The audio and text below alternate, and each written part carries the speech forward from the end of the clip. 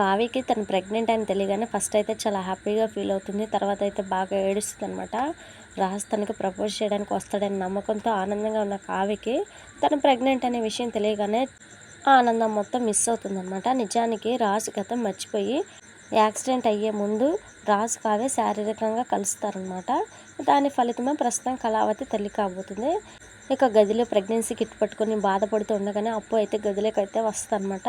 ఇక పరిగెత్తుకుంటూ వెళ్ళి కప్పును హత్తుకొని బాగా ఏడుస్తూ ఉంటుంది.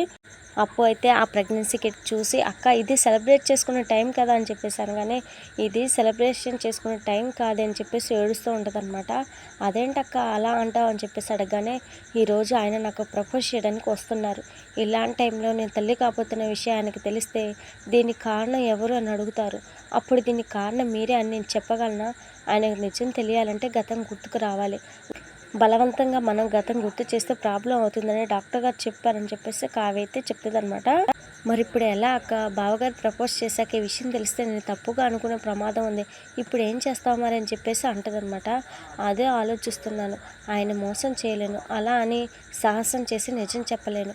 ఏం చేయాలో అర్థం కావటం లేదు అప్పు అని చెప్పేసి కావ్య అయితే బాగా ఏడుస్తూ ఉంటుంది అనమాట. ఏదో ఒకటి ఆలోచించక్క, బావగారు వచ్చేలోపు అని చెప్పేసి అనగానే, నేను ఆలోచిస్తాను కానీ ముందు రేవతి గారి అబ్బాయిని ఇక్కడి నుంచి తీసుకొని వెళ్ళిపో, ఈ విషయం ఎవరికి చెప్పకని చెప్పేసి అప్పును అక్కడి నుంచి అయితే పంపేస్తానమాట. ఇక అప్పు అయితే స్వరాజ్ని తీసుకొని పోలీస్ కారులో బయలుదేరుతుంది. వెనకాలే రుద్రాన్ని ప్లాన్ చేసినట్టు రాహుల్ కూడా ఆ కార్ని ఫాలో చేస్తూ ఉంటాడనమాట. వాడు ఎవరి కొడుకో తెలుసుకోవాలనే ఆలోచనతోనే అలా ఫాలో చేస్తూ ఉంటాడు.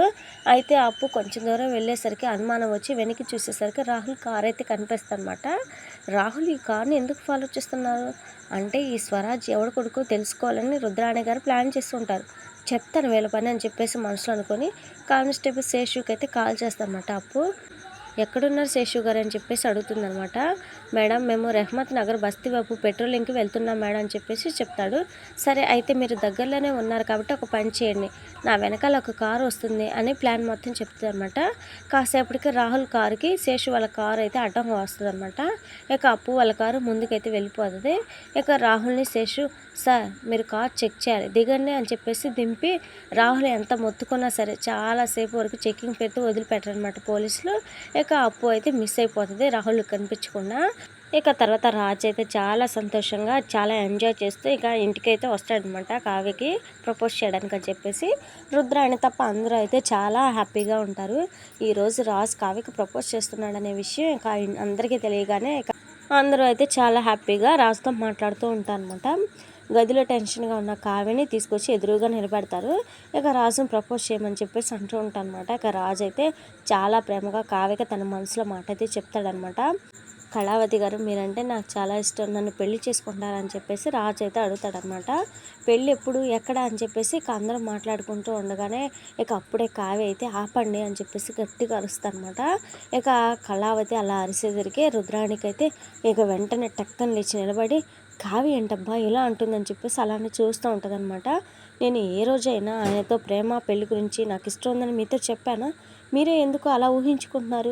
నాకు అలాంటి ఉద్దేశం లేదు అని చెప్పేసి కావ్య అరిచి మరీ చెప్పేసరికి, ఇది నిజమేనా అని చెప్పేసి రుద్రాణి అయితే తను గిల్లుకొని మరీ చాలా హ్యాపీగా ఫీల్ అయిపోతూ ఉంటుందన్నమాట. ఇక కావ్య అలా అనేసరికి రాజు అయితే ఒక్కసారిగా షాక్ అయిపోతాడు. ఇక గుండె పగిలిపోయినట్టుగా అలానే ఉంటాడనమాట. మిగిలిన వాళ్ళకు కావ్య ఎందుకు అలా అంటుందో అర్థం కాక అలానే చూస్తూ ఉంటారనమాట. ఇక తర్వాత రాజు అయితే చాలా బాధగా దిగులుగా కావ్య రిజెక్ట్ చేసేసరికి తన అన్న మాటల్ని తలుచుకొని కావ్యతో గడిపిన క్షణాలన్నీ గుర్తు తెచ్చుకొని ఇక ఆలోచిస్తూ రోడ్డు మధ్యలో నడుస్తూ వెళ్ళిపోతూ ఉంటాడనమాట. ఇక బాగా ఏడుస్తూ ఉంటాడు. ఇక అప్పుడే వెనకాల నుంచి కారు అయితే ఫాస్ట్గా వచ్చి ఇక రాజుకి అయితే తగులుతుంది అనమాట. ఇక కారు అలా గుద్దుగానే రాజు అయితే పెద్దగా కేక వేసి వెళ్ళి ఎక్కడో పడిపోతాడనమాట పక్కకి. మరి ఈసారైనా రాజుకి గతం గుర్తొస్తుందో రాదో తెలియట్లేదు.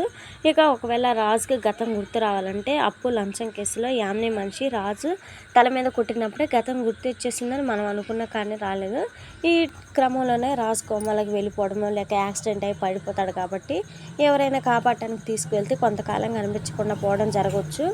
యామిని మా బావ ఎక్కడ, మా బావ ఇంటికి ఎందుకు రాలేదని చెప్పేసి తర్వాత రోజు దుగ్గిరాల ఇంటికి వెళ్ళి గొడవ చేసే అవకాశం అయితే ఉంది. ఒకవేళ డైరెక్టర్ గారు ఈ కథని ఇంకా ముందుకు తీసుకెళ్ళాలి అని చెప్పేసి అనుకుంటే ఎలాగూ కళావతి కడుపుతో ఉంది కాబట్టి కొన్ని సంవత్సరాల తర్వాత అనే టైటిల్ వేసి మరి కళావతికి కొడుకు పుట్టినట్టు వాడే రాజు కాళ్ళను కలుపుతాడన్నట్టుగా కథనైతే ముందుకు తీసుకెళ్ళొచ్చు. అయితే అక్కడ కూడా ఒక సమస్య అయితే ఉంది. అదేంటంటే రేవతి కొడుకు ఇంకా పెద్దవాడు అవుతాడు.